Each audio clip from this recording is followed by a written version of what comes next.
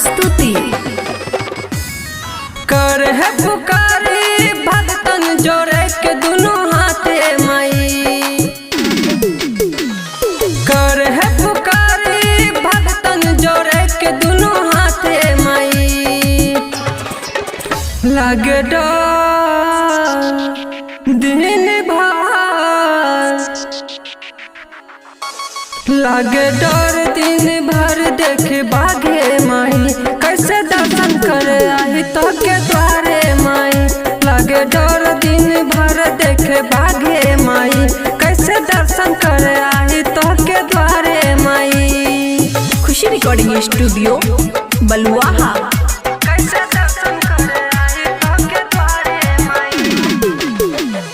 DJ Manish Raxaul.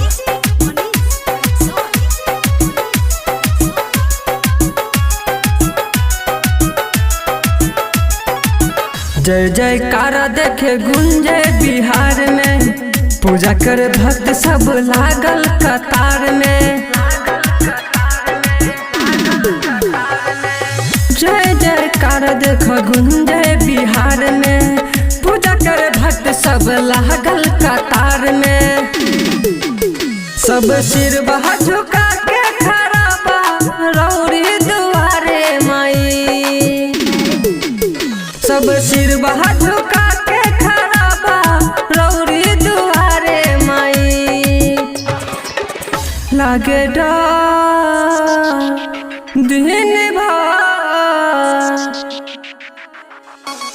लागे डर दिन भर देख बाघे माई। कैसे दर्शन करे आई तो के द्वारे माई। लागे डर दिन भर देखे बाघे माई। कैसे दर्शन करे आई तो के द्वारे माई।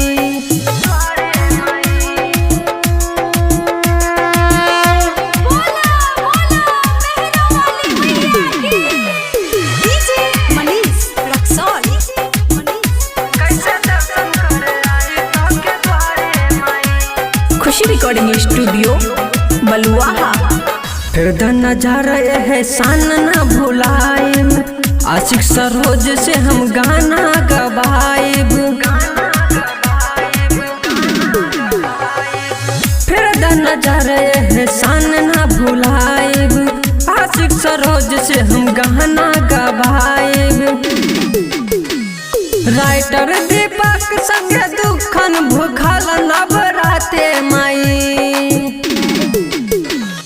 राइटर दीपक संग दुखन भूखल नवराते माई।